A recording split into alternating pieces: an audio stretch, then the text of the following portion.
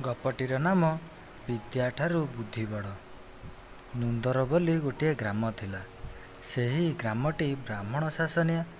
ପଣ୍ଡା ବ୍ରାହ୍ମଣମାନେ ବାସ କରୁଥାନ୍ତି। ସେହି ଗ୍ରାମରେ 4 ଜଣ ଅତି ସାଙ୍ଗ ଥିଲେ। ସେମାନଙ୍କ ମଧ୍ୟରୁ 3 ଜଣ ସିନା ସମସ୍ତ ଶାସ୍ତ୍ରରେ ପାଣ୍ଡିତ୍ୟ ଅର୍ଜନ କରିଥିଲେ, ହେଲେ ବୁଦ୍ଧି ତାଙ୍କର କମ୍ ଥିଲା। ଏମିତି ଦିନେ 4 ସାଙ୍ଗଯାକ ବିଚାର କଲେ ଯେ, ଆମେ ଆଉ ଏ ଗ୍ରାମରେ ରହି କ'ଣ କରିବା?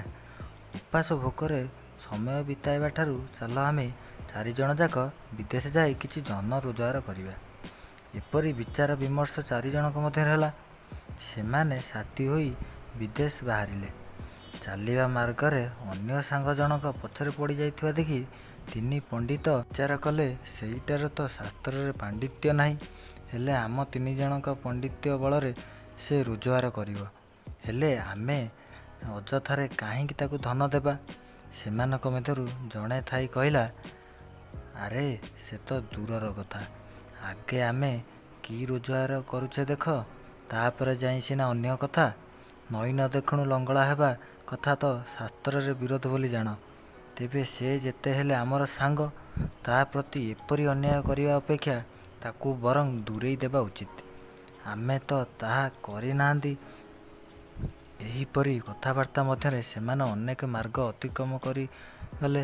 ମାର୍ଗ ମଧ୍ୟରେ ସେମାନେ ଗୋଟିଏ ସିଂହର ଅସ୍ଥିଗୁଡ଼ିକ ଦେଖି ନିଜର ଶାସ୍ତ୍ରର କରାମତିକୁ ପ୍ରମାଣ କରିବାକୁ ଯାଇ ହାଡ଼ଗୁଡ଼ିକ ଖଞ୍ଜି ଏକାଠି କରିଦେଲେ।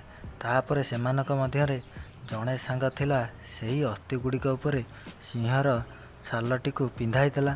ତାଙ୍କ ମଧ୍ୟରେ ଆଉ ଯେଉଁ ସାଙ୍ଗ ଜଣକ ଥିଲା, ସେ କହିଲା, ଦେଖ, ମୁଁ ମୋର ବିଦ୍ୟା ବଳରେ ସିଂହକୁ ଜୀବଦାନ ଦେଇଦେବି।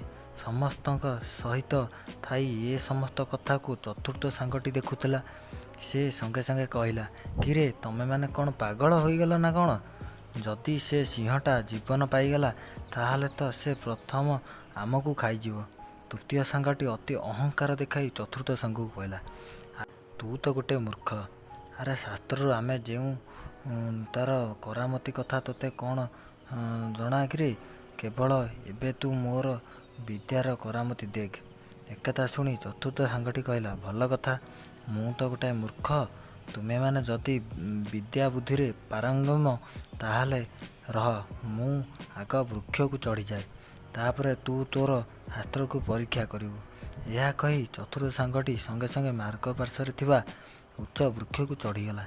ତହିଁ ସଙ୍ଗେ ସଙ୍ଗେ ସିଂହଟି ଜୀବନ ପାଇ 3 ଜଣ ସାଙ୍ଗକୁ ଖାଇଦେଇ ଜଙ୍ଗଲ ମଧ୍ୟକୁ ପଳାଇଗଲା। କିନ୍ତୁ ଚତୁର୍ଥ ସାଙ୍ଗଟି ବୁଦ୍ଧିଆ ଥିବାରୁ ବୃକ୍ଷକୁ ଚଢ଼ିଯାଇ ନିଜର ପ୍ରାଣ ରକ୍ଷା କଲା। କିନ୍ତୁ ସେ ଘରକୁ ଫେରିବା ସମୟରେ ନିର୍ବୁଦ୍ଧିଆ ସାଙ୍ଗ 3 ଜଣଙ୍କ କଥା ମନେ ପକାଇ ଖୁବ୍ ଦୁଃଖ କଲା। ତେଣୁ ଆମର ଏହି ଗପଟି ଯଦି ଆପଣମାନଙ୍କୁ ଭଲ ଲାଗିଥାଏ, ଆମର ଚ୍ୟାନେଲକୁ ସବସ୍କ୍ରାଇବ୍ କରିବା ସହ ପାଖରେ ଥିବା ବେଲ୍ ଆଇକନ୍କୁ ଦବାଇ ଦିଅନ୍ତୁ। ଆଇକନ୍ ଦବାଇବା ଦ୍ୱାରା ଆମେ ଯେଉଁ ଭିଡ଼ିଓଟି ଛାଡ଼ିବୁ ପ୍ରଥମେ ଆପଣଙ୍କ ପାଖରେ ପହଞ୍ଚିଯିବ।